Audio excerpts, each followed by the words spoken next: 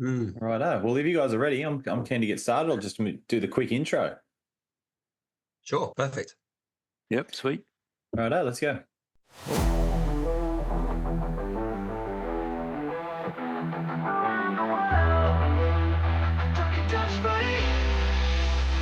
Around the world with touchscreen. Around the world with touchscreen. Around the world with touchscreen. Around the world. Hey guys, welcome to another episode of Around the World with Touchscreen. And today we're talking with Spain. So how you going, guys? Good to have you on the channel. Yeah, thanks very much for having us. It's really good to be here to be able to talk about what's going on in Spain and in the touch world. Yeah, awesome. So do you want to Yeah, it's a pleasure. Pleasure to be here. start off with introducing ourselves? Doesn't matter who goes first. That's normally a bit of an awkward spot. Who goes first? We just had 4 guests from Netherlands, and it was just all who wants to go first. Well, you go first, Muir. Okay. So my name's Muir Kara, and I'm from New Zealand. I've been involved with the Touch Spain since about 2013, I think, when I realised there was actually Touch in Spain, which had already been going for a few years. And I met Jen Lee. She sort of got me onto it. Jen Lee, she's like one of the founders as well of Touch, like building Touch, and now she's refereeing. I think she's refereeing at the Euros this year. And yeah, so I'm situated in Bilbao in the north of Spain. So Very I've north. been trying to. Yep. So I've been here trying to build Touch in the area around here. It hasn't been easy. Hasn't been easy because, like, here it's all football, all football, and even though I go into schools, I try and get it in schools. I'm a teacher, teach for an English academy, so I go to a lot of schools and try and get them into it. And I see a lot of talent, like talented kids doing that, but they're all involved with either basketball, handball, or football. So Handball. yeah. So Yeah, that's an interesting one too. If the first person that's actually mentioned that sport on this channel, like on the all the, it's just a sport we don't usually see.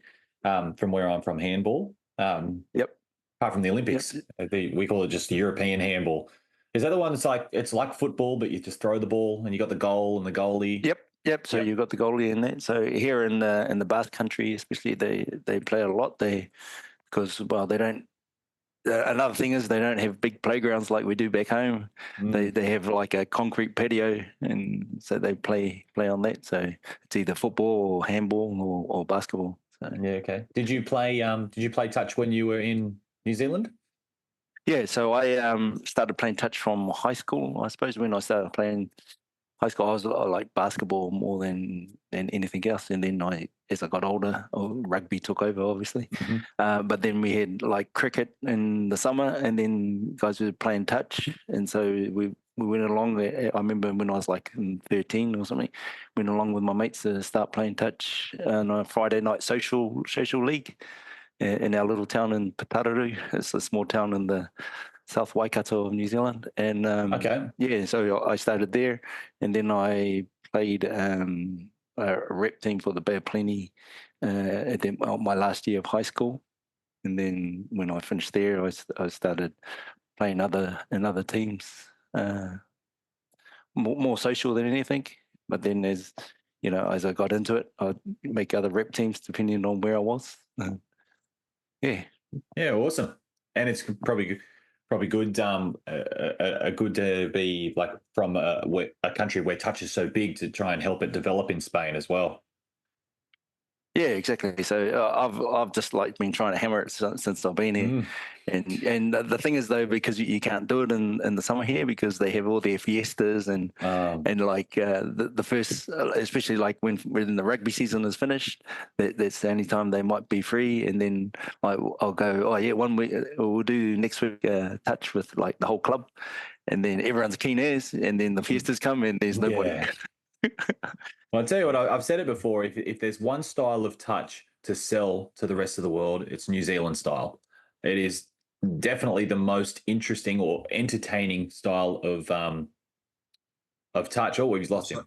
It's sorry, entertaining no, I'm style here. of touch out there. It's like you watch Australia play, and yeah, we win a lot of trophies and things like that. But our style is Yeah, just kind of robotronic. It's getting that yeah, way. Whereas New yeah, Zealand throw the ball around. It looks like a lot of it's off the exactly. cuff, and it's just so good to watch. Yeah, it is. But you see, well, Gethin probably has seen me play a couple of times doing my own style sort of thing. We've pretty tried to like flash it up a bit, like especially with the Māori boys or the Yeah. Māori players. They're really like stepping and throwing it around and stuff. So Right Yeah, on. the last Awesome. time we came across each other on the touch field, yeah, Muir threw a beautiful round the back pass against my team.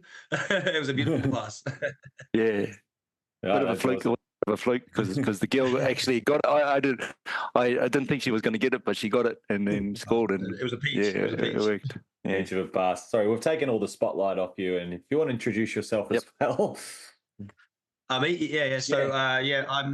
So I moved to Spain. Well, I'm sorry, I play for the Spain men's 40s. I'm going like Muir plays in the men's 45s. We're both going to Nottingham in a week. So I've been playing touch since about 2008, 2007, 2008. That's when I moved to Valencia, which is where I live now. We in fact, so Valencia was kind of like the start of touch in Spain was kind of it grew from I think the Canary Islands that were involved. There was an Australian who brought touch over to the Canaries and taught players like Guayasen, who later took the touch from the Canaries over to Catalonia. But also it developed very strongly in Valencia in the early years with players like Jen Lee, who we has already mentioned, who she's like a level 5 ref now. But she was very much involved at the beginning with Jose Delgado, Raquel Hernandez. These were some of the founders, and Enrique Hueso. These were some of the founding people. A lot of them based in Valencia at the beginning. Well, I mean, perhaps it grew up in different places in sort of different ways, but at least my experience as a person living in Valencia. And so we actually went to the 2008 European Championships in Paris, and I played in Paris in 2010, also in Bristol. And then I had a little bit of a break. I moved cities. I moved to Murcia, where there was no touch at all. There is rugby, so I played rugby in that city in Murcia in the south of Spain, until I moved back to Valencia and rejoined the San Roque team, which is my local team in Valencia. And then we also went to the European Championships in 2018 in Nottingham, and also last year in Vichy in France. But this is my first World Cup. So I'm really looking forward to seeing seeing and being part of like the best touch tournament in the world.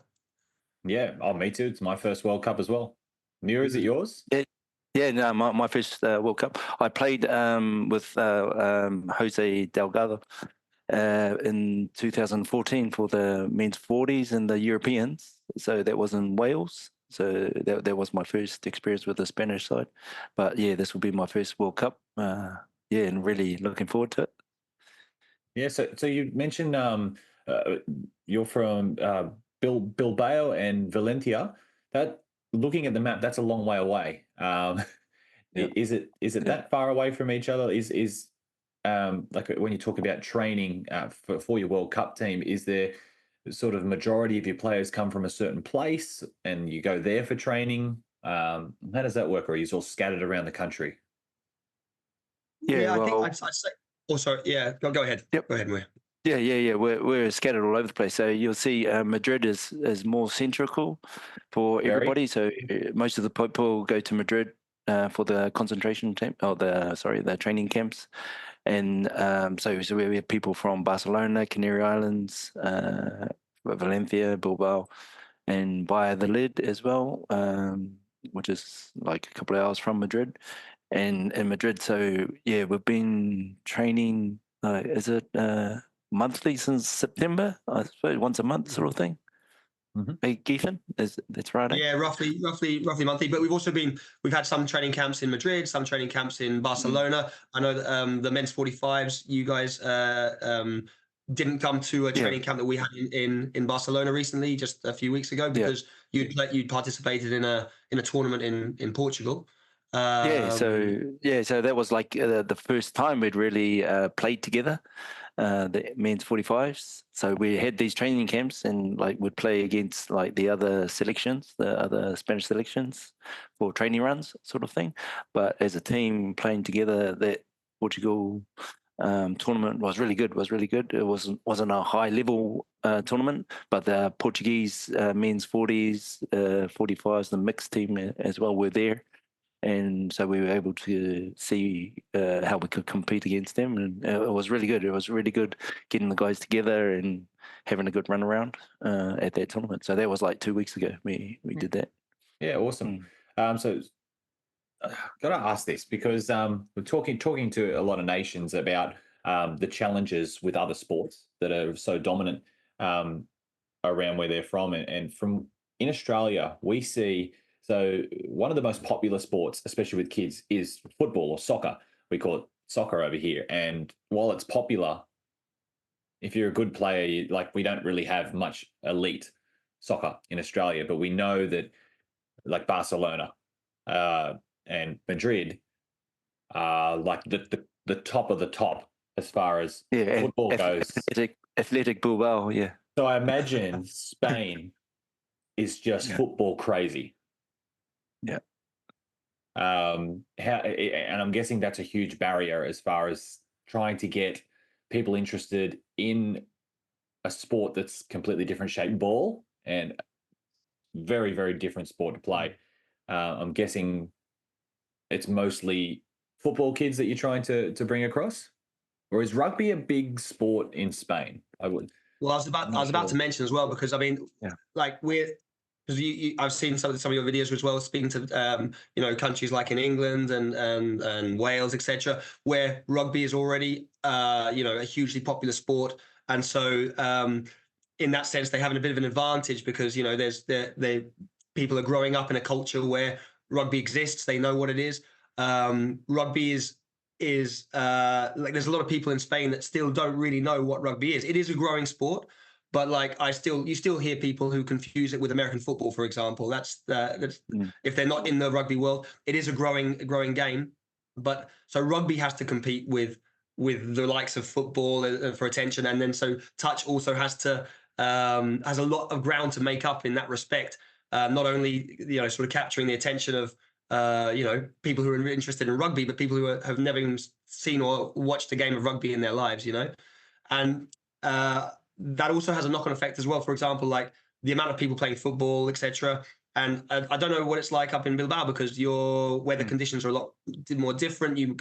Guys might have more park space and it's a lot greener. There's a lot of but for example, where we are, there's a real problem with the space to play, available fields to play in.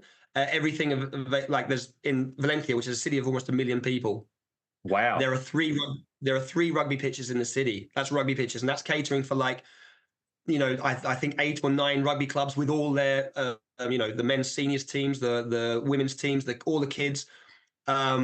So like rugby's growing, and it's a great thing that it's growing. But we are all fighting for really limited pitches and pitches that and they're all AstroTurf, for example. There's no natural pitches in the city. And then so if there is like available space, there's a lot of the fields are taken up with football, so that is a problem that which is a hard one to get around because it takes a lot of money to invest and to create these pitches for all types of sports. So it's something that we have to work on. I don't know what it's like in Bilbao if you have the same sort of situation. Yeah. Well, rugby is quite popular now. When I got here, so I've been here like 20 years now, and when I first got here, rugby was really minority. There was no one knew what it was, exactly what you were saying. But now it's grown exponentially. Now you see a lot of kids in the clubs around here locally playing the sport. But the difference is like what I was saying when we're back home in New Zealand, like touch is more like a summer sport. So when the rugby season's finished or before the rugby season starts, we have like touch competitions, And so getting the rugby players involved is more difficult here because we sort of the touch calendar. We try to have different tournaments during the year with the league that we've got running, the Spanish league, and then it's more difficult to get rugby players involved with it. So trying to get other people involved from other sports is the problem. But like once we do get people involved, they stick to it. So we've got like two girls who athletics. They do a lot of athletics, and then they've come along and started playing with us. And then other people who came from like soccer, it's really unusual that they'll see us like training maybe, and then they'll say, "Oh yeah, can I join in?" sort of thing. And, yeah, man, just come and join in. Mm-hmm. But it's that type of thing. You need people to sort of promote it for you. Otherwise, the people. The thing is, here once they get one sport, they stick to that one sport. Mm. It's not like back home where we play all sports. We play every sport because we can do that. And that's probably how you get so dominant at like football, is because this is what everyone just puts their heart and soul into, that just one sport. Is exactly that's what they do. My favorite all-time sports person is a Spaniard. You might not guess who that is. Nadal? Yeah, I was going to say Rafa Nadal. Yep. Yeah. Yep. Yeah, because he's such a good guy, guy, all very around good role model, and you've never seen him in bad press or anything like that. And it seems like a really nice guy, and he's just an amazing sportsman. And I hope he doesn't ever retire. Yeah. Righto. So let's bring up men's 40s, men's 45s. I've got the pools here. Let's go men's 40s first. And this is one question I ask everyone.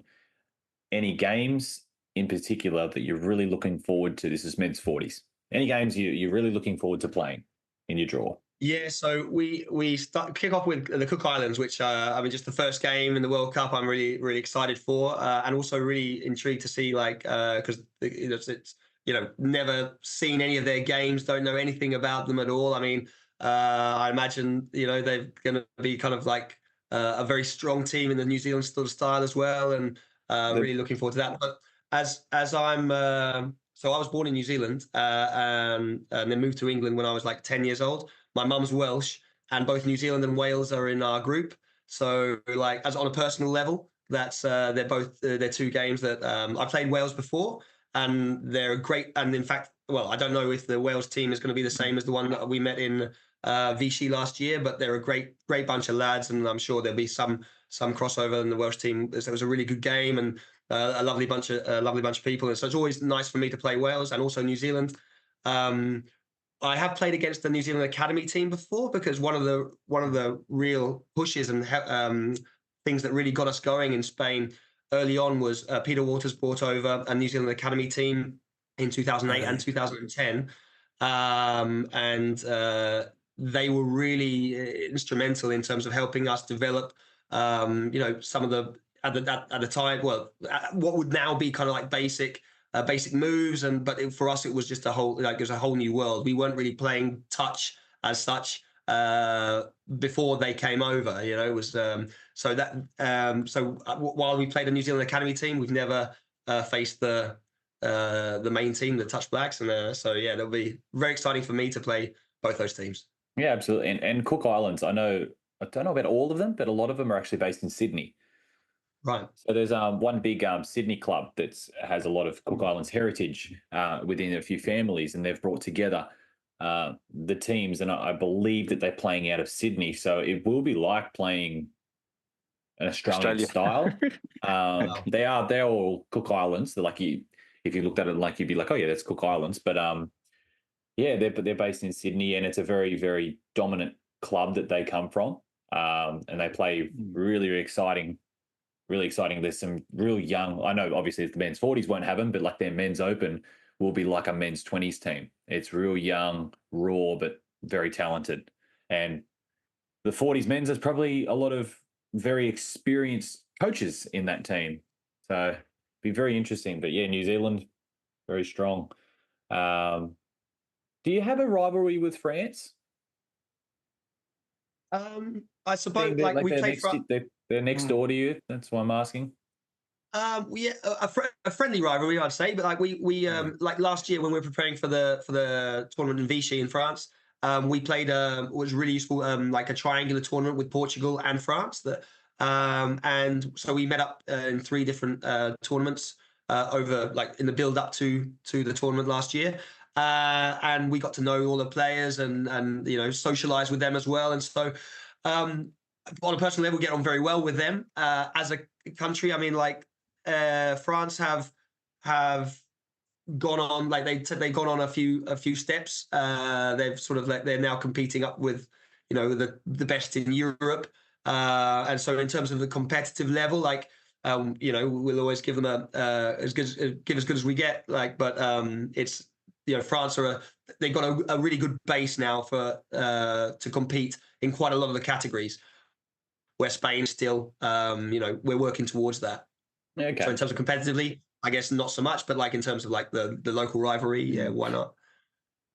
Yeah, I think like with the 45s, we have more of a rivalry with Portugal, I suppose, because they're the other side, the other just house the next other door. side next to us, exactly.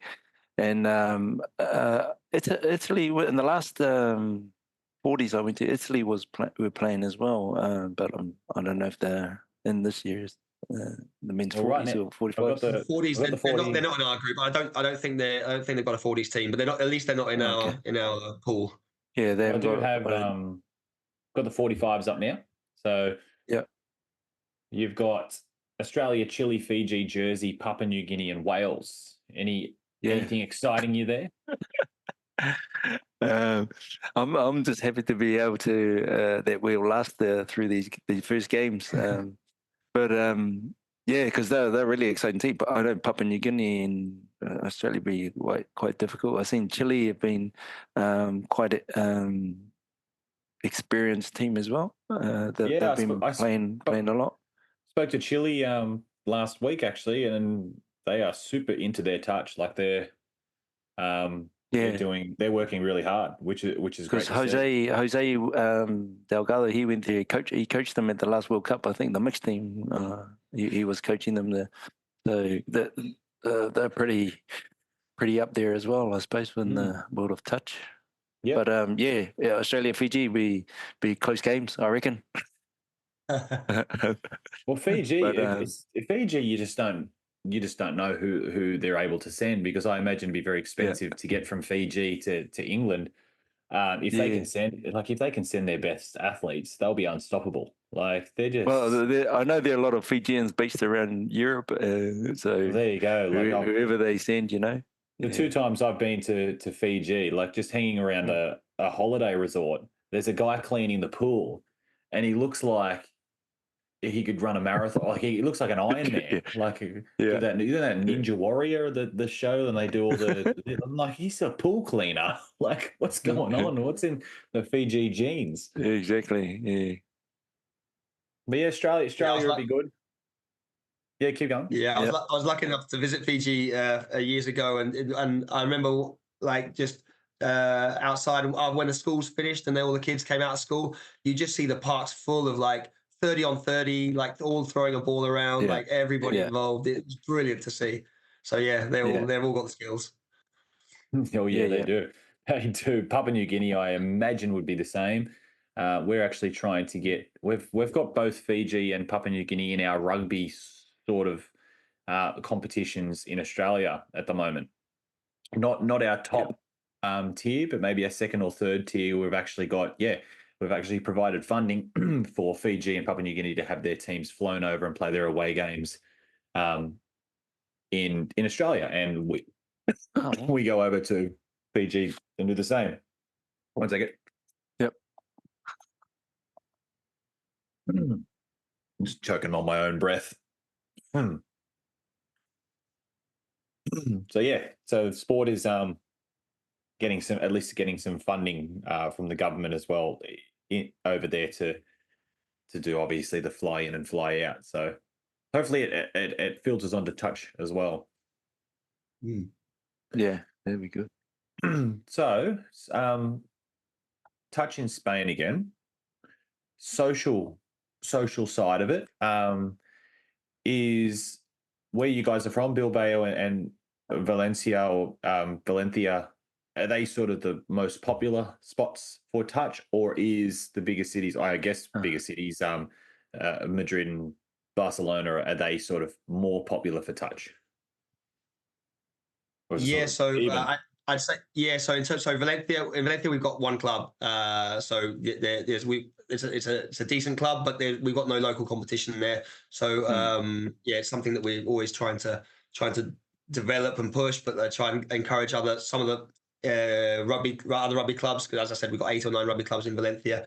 Trying to encourage them to build and start like touch teams just for our benefit as well. So we've got some local competition. So I'd say like the most of the teams are now in Madrid and Barcelona or Catalonia. They're the ones that have developed their sort of the leagues, the Madrid League and the Catalan League. And so yeah, they've got the majority of the clubs and the majority of the players are in those 2 main cities. Yeah, here in Bilbao, we've only got one club as well, is the Gethin Touch. And then, I'm trying to get it established with other rugby clubs as well, like Universitario Bilbao Rugby Club. I've run a few sessions with them. And then we've also got closer to the border, there's on the French side, there's a club, Bayona, which have come a couple of times just to participate in some rugby trainings with us. And yeah, I want to get it to San Sebastian as well. I have another friend, rugby New Zealand guy who's there, and he's keen on starting it up in San Sebastian as well. I see that one. So yeah, we're trying to expand it as much as we can, and the local rugby clubs are really keen as well. So they've given us sort of a stamp of approval to try and get it up and running. A lot of the veterans as well really have seen that it's not so damaging as as it is with the veterans rugby, so they're keen to come along and see how it goes as well. It's a much safer sport. Yeah, exactly. And but I really wanted to try and get it into the schools as well, and get it with the younger age coming through. Yeah, because in the schools I've been doing like the turbo touch type touch, where you can pass it in any direction, and we just use a basketball court. Yep. Because I have like a short time with them, so it's hard to explain rules. Whereas turbo touch is quite easy to explain. Yeah, it's kind of like handball in a way. Yeah, exactly. So we basketball. We do that offside touch, we call it, and that's sort of we do that for a warm up, a fun thing, and the kids really love it, and they do that. Like teachers will do that in schools and stuff as well. So there you go. They play the same game in Spain. Do you know, Muir? Do you know, like looking at the New Zealand sides? Have you had a look at those sides? And is there anyone that you know from when you lived in New Zealand that's going to play? Well, yep. There's a guy, Johnny Blaze, they call him. He's from back home. He'll be playing in the 45s, and some other guys. Oh, well, I know Peter Walters, but he's not. And he'll be playing in the older guys.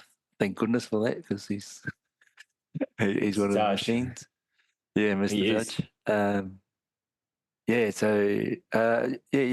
know a few of the names that are there, and so I'm in contact with a lot of them. Just going through a lot of the streamings and stuff that you see with them. Yeah, I see a lot of familiar faces and stuff. But yeah, has Peter Walters done some work with Spain before?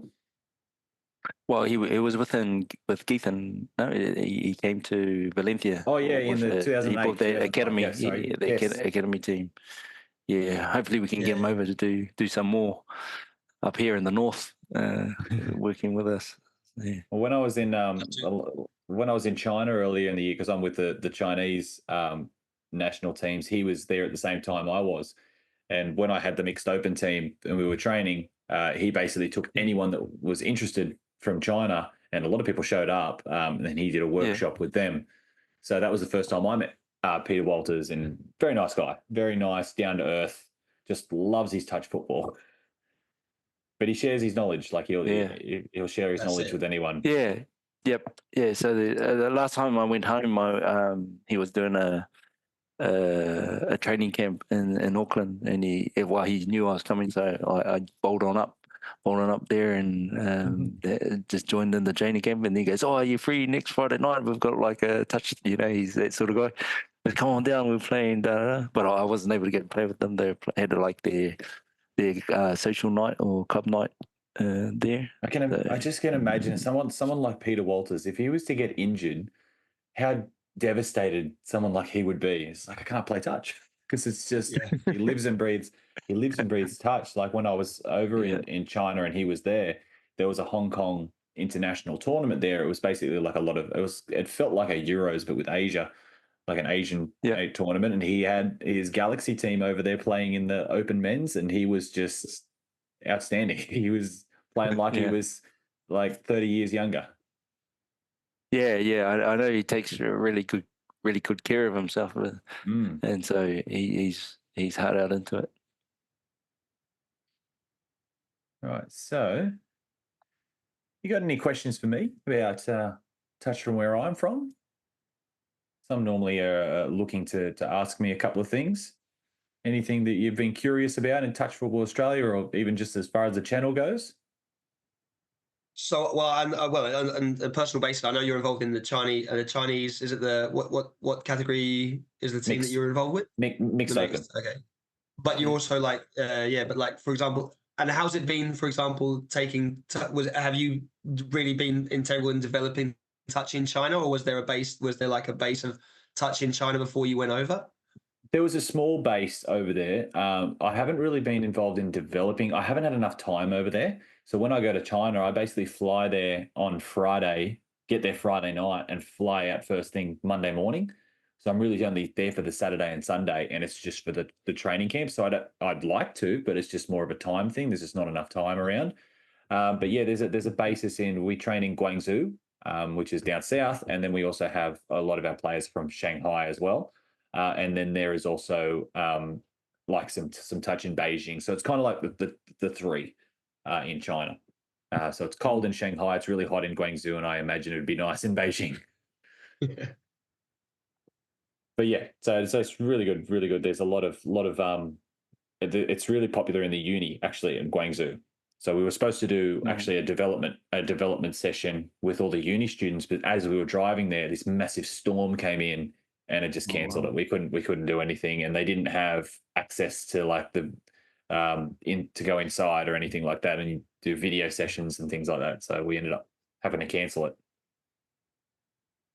Nice. Yeah, and do you have anything to do with like the sevens, the Chinese sevens? I know there's a Kiwi guy, Rocky Khan, who's like coaching the women's sevens and stuff. The rugby. Yeah, rugby. So yeah, I actually have no idea about anything to do with rugby. So we have rugby in Australia, but we also have rugby league, which is just the other variation of it. So rugby is nowhere near as popular in our country as rugby league. So everything is either rugby league or we have Australian rules football, which is the AFL. But yeah, so I'm more rugby league. So I don't know. I don't really know anything about. I'll watch rugby sevens. I'll watch it at the Olympics. I don't really know the rules of rugby. I watch it occasionally. If there's controversy on Facebook, and I'll go ahead and watch it. But yeah, from where I am, like where I live, it's all rugby league. So yeah, I don't have anything to do with sevens, and I wouldn't not be any value to them at all. Yeah. Apart from basic, like most passing drills and things like that. Yeah, because most of the New Zealand women's, especially women's and men's rugby sevens team, they come from the touch background. So they play a lot of touch and then get onto the sevens circuit, and then you see them working all their moves on the sevens circuit. So, yeah, it would be a lot easier of a transition, sevens than 15s, or rugby league is the 13 on the field. So we have nines in rugby league where it goes down to 9, but sevens would be a lot more a lot more like tries and highlights. Yep. And You what asked rugby us. league team do you support? The Newcastle Knights. Yeah.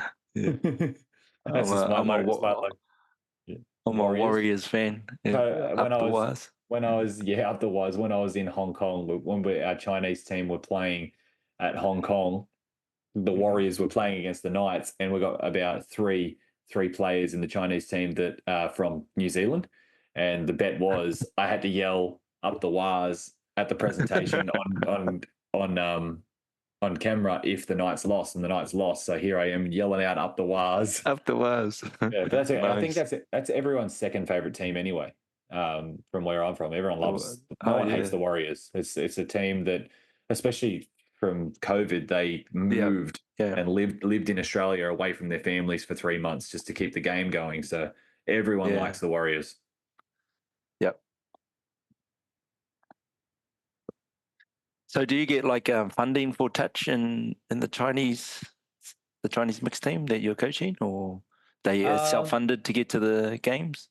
So they to the World Cup? do run sponsorship. They target the sponsorship for our young players. So we've got some university players that don't have jobs yet. So whatever funding they do get, they try and give towards the players that really need it. And everyone seems to be perfectly fine with that. Like I know I have no problems if someone's got no job, they're a uni student, they're 21 years old. I have no problem with putting the money that we have towards getting them to the World Cup. But I don't think there's a lot. I know we do have, like, when I say we, China, they do have employees that do go around to different school as like a development officer, and you might have a class that just go out for an hour or something and do touch football and then come back in. So he might go to one school and they do that 5 times in the day, just 5 different classes he works with, and then he might go to another school a different day. That's what he does for a job. But when you look at the amount of people in China, the funding is probably nowhere near as other sports because there's a lot of people in China. That's something I've figured out. Yeah, that's one of the big problems we have with touch, especially now we've got this league that we've got. It's just getting to the locations, especially if it's in Barcelona, Canary Islands, Valencia, Madrid. Just having to pay our way, and then also paying our way to the World Cup. It was all self-funded. Well, we did a raffle, a raffle. I think that's cool. Everyone's trying to like do their own thing, trying to raise money for it. In Australia, if you were part of an opens division, so men's mixed, women's opens, everything is paid for. So you don't have to pay anything. So that's getting to trainings as well. Your training, everything is just completely funded. But if you're in a senior division, so 30s or above, you have to pay, I think, an $8,000 levy. So you pay $8,000, and then Touch Football Australia will organise everything for you: your flights, your accommodation. They'll put you up, physio, insurance, all that sort of stuff. So you don't have to organise everything, but you got to pay. So unless you're in, and that was just because Touch Football Australia were worried that, especially because the following World Cup is in New Zealand, it's nice and close, that a lot of our elite players might skip this World Cup because of the cost. Because to get to England is very expensive from Australia. It's like the travel time is, like, for me, it's like 33 hours, including a stopover. So it's just, they didn't want people having a reason not to play. We wanted to field our best teams. And it looks like we've done that. Like, looking at our opens divisions, it doesn't look like there's names that are missing that would normally be there. So that's good. How's it? Did you just answer that question about the funding in Spain? You were talking about that. Yeah, pretty much. It's all self-funded, yeah. Exactly. So, self-funded. We'll pay our own way. There's, I think I've seen in some of the other videos that you've done with some of the other countries that in some, at least in the community, the Valencian Federation, in the Valencian community, touch isn't designated like a sport as such. So we've still got a little way to go to qualify as a sport. And then hopefully once those steps have been taken, then we can sort of apply for funding through certain places. But like I say, there's not much sponsorship, and there's not much eyes on the screen in touch in Spain, so it's difficult to try to encourage funding from external sources. So yeah, it would be tough. I can only imagine what it'd be like trying to go up against some big sports as well. So, like you talk about AstroTurf in Valencia, like me being just ignorant Australian, I didn't know that anyone would ever be playing on artificial grass until I was at Hong Kong for the first time, and we walked out. And from a distance, I was walking to the fields. I'm like, they look really nice. Like they've done really well. lost green. And then I'm like, that's not real. And from then on, it seems like that's actually a common thing. Talking to Singapore, it's like, well, it's too expensive to maintain real grass in the middle of a city centre. And I was like, that's really true. That's a really good point. Is the quality good for your AstroTurf? It was actually not too bad at Hong Kong. They do play rugby on it. But we had to give out, they gave out these cloths. They look like compression socks for your elbows and your knees, and everyone looked like roller skaters with knee and elbow pads on. Yeah.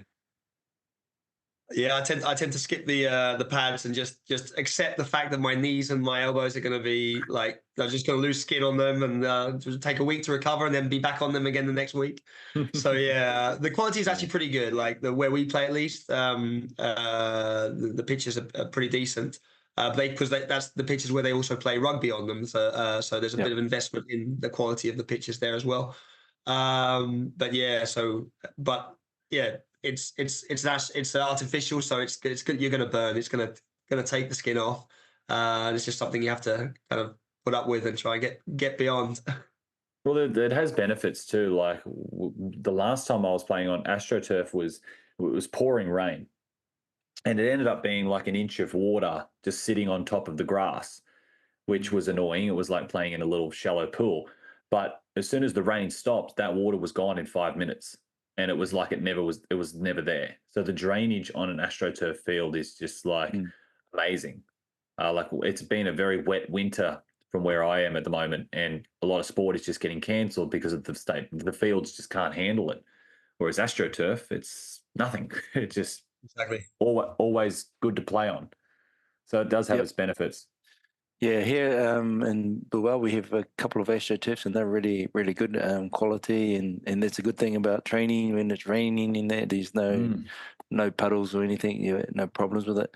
But here in the Basque Country we have a lot of natural fields, so then the main problem we get is just the mud. It just gets muddy. It rains.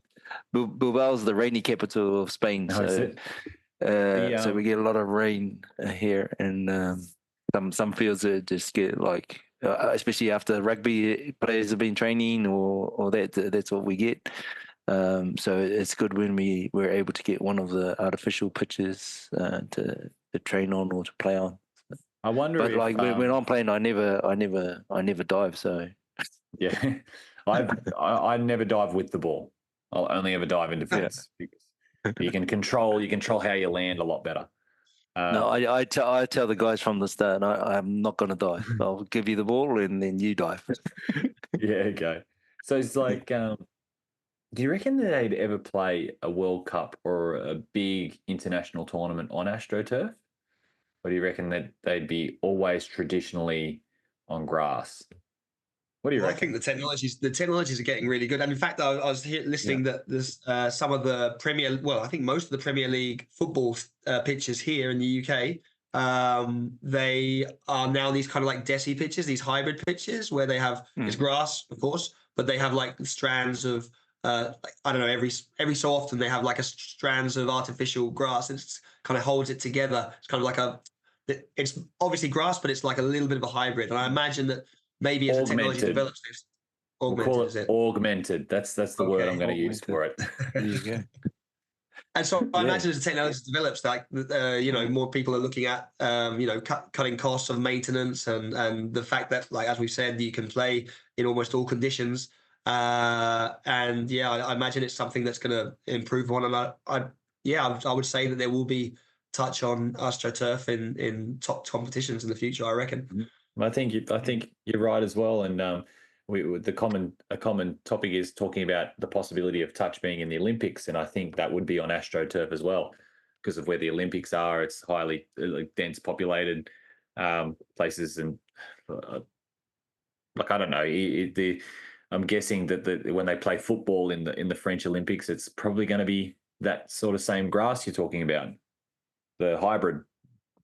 That probably could be. Yeah, possibly. I know that there were complaints about the European Championships in Germany. Some of the pitches are cutting up and acting in a different way, and that's where I found out that the UK pitches have this. So I don't know about the French pitches, but yeah, it's something that probably the other countries are going to put into practice and develop.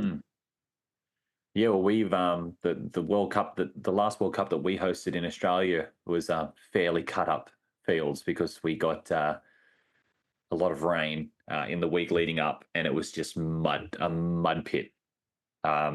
You look at the video of the grand finals of 2015 World Cup, and they look amazing because that was on the main stadium field, but out the back it was just apparently slosh. Like, it was just people had to throw their clothes away, like they couldn't take them home and things like that. They just got destroyed. And then obviously the 2019 World Cup was a memorable one as well because of the weather. So I wonder what Nottingham's going to throw at us. well, I'm in the UK right now, and it has been wet in the last few days. It's come down quite heavily, but I think the pitch is going to be nice and green. But that's good. Nice and green. But I think we might be. I've been every day looking at the weather forecast, trying to see what it's going to be like next week, and it's going to be grey. It's going to be cloudy. Well, I'm okay with cloudy. Looks like Monday is a low chance of rain, but I'm just happy it's not. I'm just happy it's not going to be so hot, because we play touch in the summer, so all our tournaments are just so hot. Like, we had 38 degrees tournament in February. Very hot and very dry.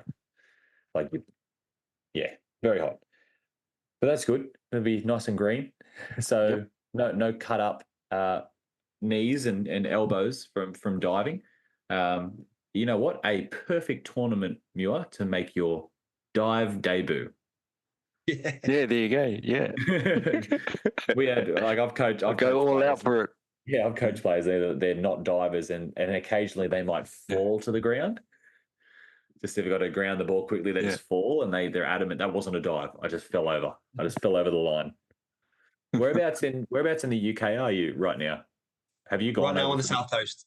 So yeah, my family live near Brighton on the south coast, kind of like an hour south of London on the coast. I know Brighton. I do know that from Kitchen Nightmares. Oh, really? There's a few episodes of Gordon Ramsay's Kitchen Nightmares that are on Brighton. Okay. And you see all the scenery of the beaches and things like that. So I do know Brighton from TV. Yeah, it's a nice place. It's a nice place, and it's not a million miles away from Nottingham. So I'll be heading up there on Sunday, and then joining the rest of my team who are flying in from Spain. Yeah, and despite the fact that it might look like, because we're both a New Zealander and an Englishman talking Spanish touch, but the vast majority of the team they're all Spanish. Yeah, that's all right. When I was talking to Sweden, it was two Kiwi blokes, so that's all right. As long as you can give me some information about touch in Spain, that's totally fine. There's a bloke that so with rugby league in our local competition. We've had a couple of players this year come over from the UK, and I mentioned to one of them about the touch footy being in Nottingham. I don't know if you can tell me about this. The first thing he said was, it's a really old-fashioned town. Is he right? It's got the oldest pub. I think it's got the oldest pub in the country. Something the Jerusalem, something, I don't know. There's some like the Road to Jerusalem or something like that. We visited there in 2018, and I don't know. I mean, I think if you're coming from Australia, I think most of the UK cities would just seem like little old towns, and so it doesn't. I wouldn't say it's especially medieval or old, like compared to some of the other places. But it's got its fair share of history with Sherwood Forest and Robin Hood and all that stuff nearby. So it's Oh, a yes, nice Robin Hood. yeah, I it's a completely decent forgot city. about It's a that. nice city. Completely forgot about that. Sheriff of Nottingham. The Robin Yes, Hood. yeah. We've got There's a good- sheriff in our team. One of the team. He's the one who dishes out all the fines in the key. So we've got We have that. our located sheriff.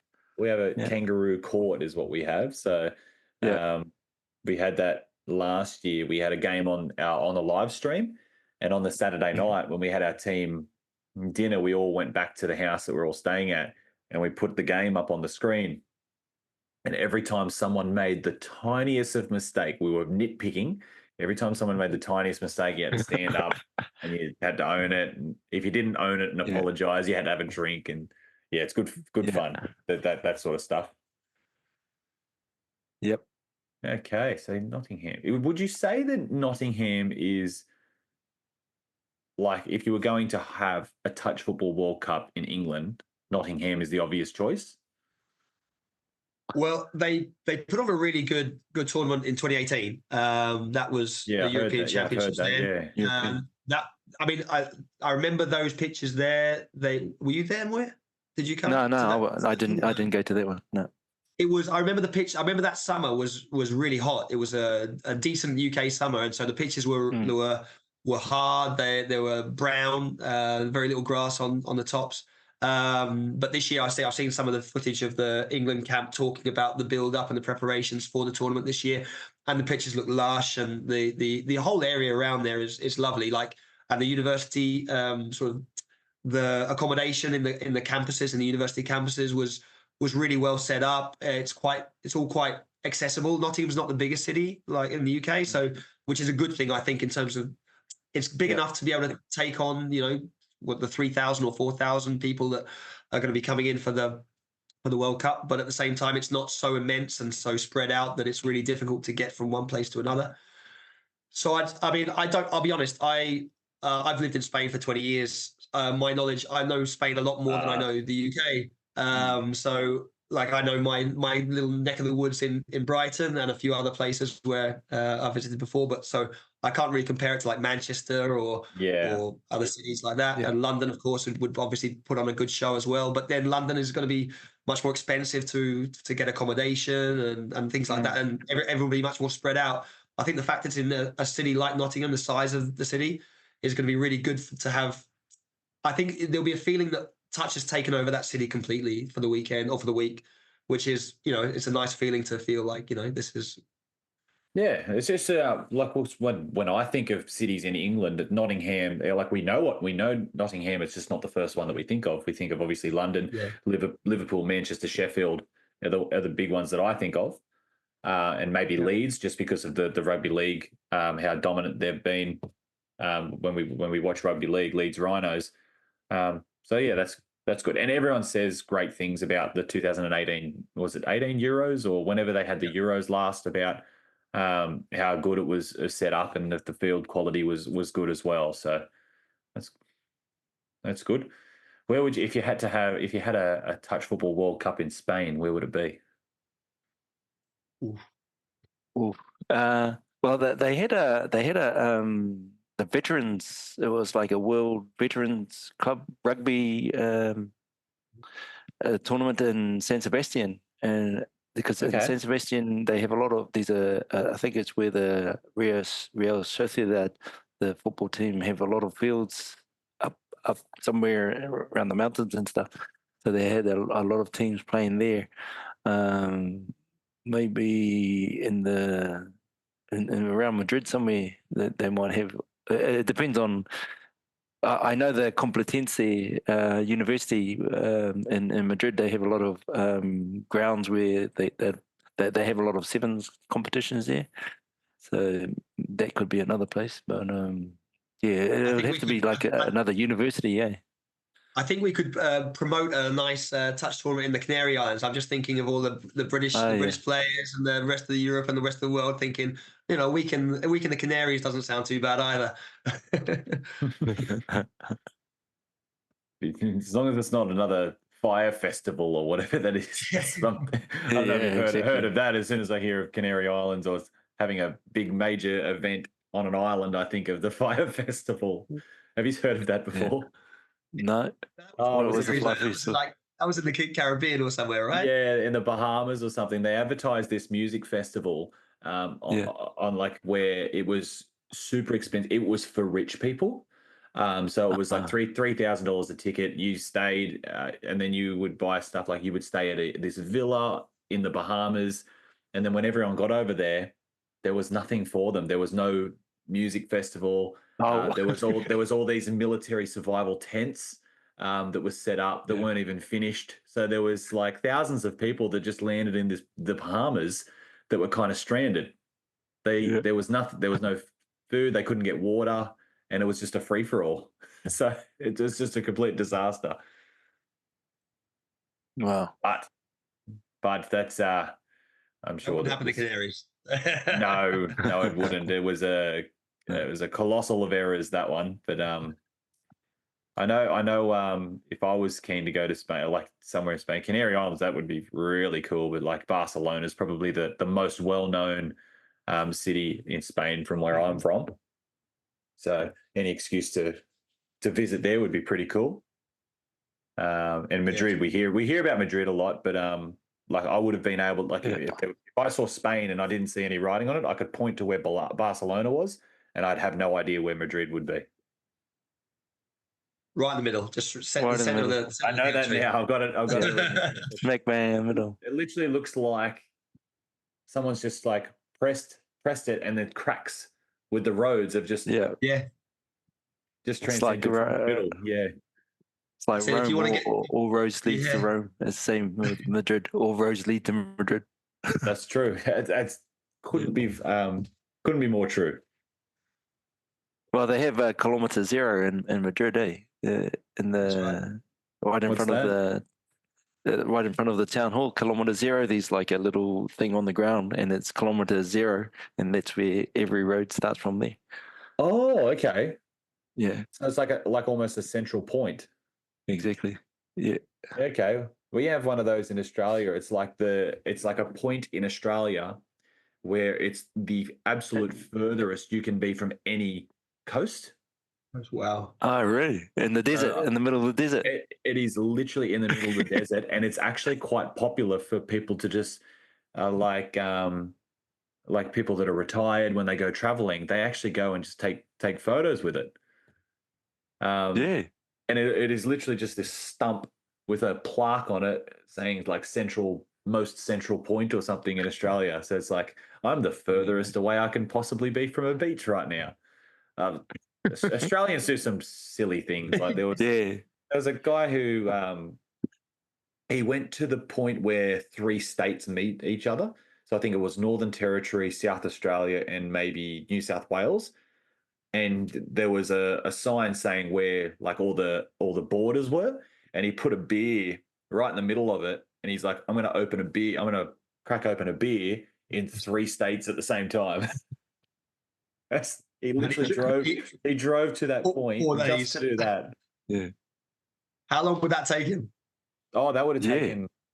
taken over a day of driving, unless he already lived there. But from we have a train line that gets from Sydney to Perth. So from one side of Australia to the other, it's 4 days Wow. on the train. Jeez. It's closer for me to get to New Zealand than it is for me to get to Perth by Yeah. probably an hour's flight. Do you Crazy. and so does that? I mean, that's going to affect massively. Like in terms of Australian touch, then do you is there a touch in Western Australia? Do they have their own thing, or is it everything based sort of like in New South Wales and Victoria? Or Probably 90%. Oh, as far as our Australian players go, from what I gather, most are in either Sydney or Brisbane Gold Coast area. It's just those 2 points. So Sydney and maybe surrounding areas, and Brisbane and surrounding areas. We don't get there's a lot of there's a lot of touch in Western Australia. When we have our nationals, especially if we've got a junior nationals coming up, it's 12s to 18s, 12s, 14s, 16s, 18s, and Western Australia will send every division. They'll have a team for every division. And so would Tasmania down the bottom, the little chunk of Australia that's not attached to anything. They'll send a team for every division as well. So there's plenty of people playing touch there. They're probably just 6 years behind the rest of the country. It's like Sydney and Brisbane, like they're the elite. As you get further west, it's just kind of like they're catching up with us. So they're good. Like there's some great players over there. But when you see like a Western Australia team play against a Sydney team, it's usually a good game to watch because they're competitive, but it is a bit of a score. Right.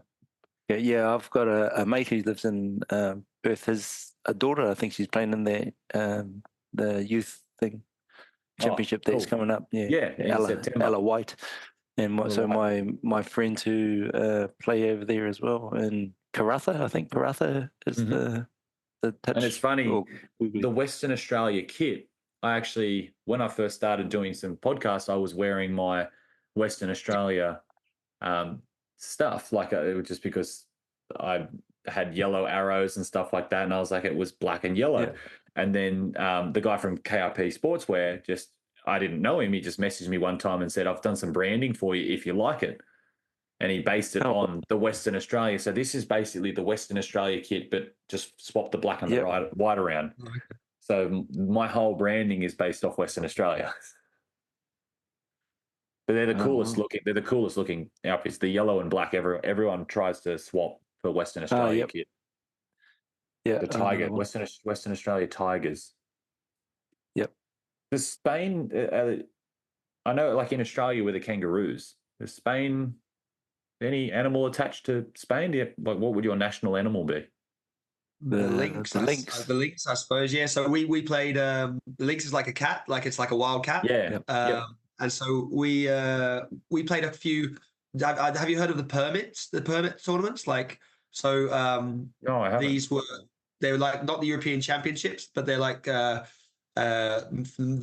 began as like the mainland cup. So basically to try and help develop touch on the European mainland, well, because the majority of touch in Europe was being played by England, Ireland, Wales, Scotland, and they were by far and away the strongest. Now France has made that leap and they're up there too. But like so early on, like in the early 2010s, something more or less.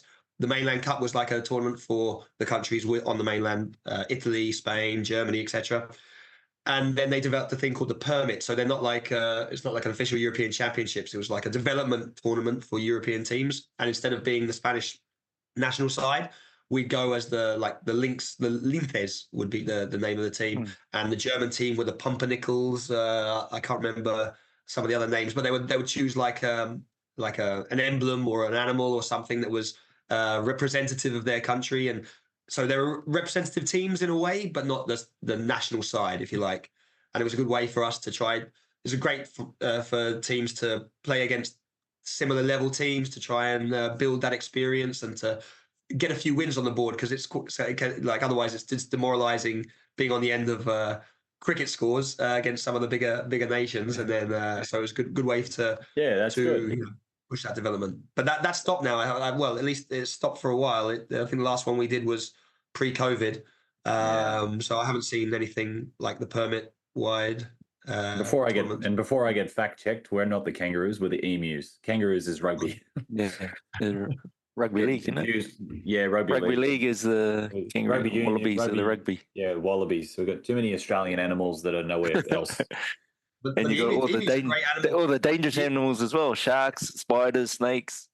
The emus are a great one to have, because I just heard about the emu war. That blew my mind. Have you heard about this? No, vaguely I've heard about it. The emu war. So like there's some war way back in the day where like I don't know, there was the Australians were trying to reduce the number of emus there were correct me if I'm wrong, I don't know, but like they were trying to reduce the number of emus, because they were sort of like, you know, trying to turn it into an agricultural area, and these emus were becoming a bit of a pest or whatever. And but the emus would attack the soldiers or attack the guys who were there to try and cull them, and the emus won. Yeah. They're pretty tough, the old emu, and they're actually quite big. Like they're taller than me. Like they're a bird, and they stand taller than what I would. Yeah. Like ostriches. Like ostriches, yeah, yeah, pretty much the exact same as ostriches. Probably just a different. Yeah. I don't know which one's bigger though, but like they'll be just walking on the road. Like we see some funny videos of guys just walking up to an emu, and he's like, "What are you doing on the road, mate?" Yeah, so pests. Yeah, we have a few animals that are pests. Biggest one would be cane toads. I don't know if you've ever heard of them. They're a pest. They don't do anything bad, but animals that normally would eat frogs would eat a cane toad, and it's poison. So that's how and that's how they're a pest. They don't actually go out and kill anything, but animals don't realize that by eating one, it's probably going to kill them. So that's the one that we've got to get rid of. Emus, they're okay. They're just a flightless bird. But anyway, I don't mean to be a party pooper, but it's just gone past midnight here, and I'm starting to like. Yeah, doze off. So anything else you want to ask before I head to bed? Yeah. No, just looking forward to seeing you and the rest of the teams and the players over in a week's time. It's like we're just getting exciting now that we're so close. Exactly. Yeah, getting excited. I'm leaving this week. I'm leaving in a few days to go over there, and it's all going to come very quickly.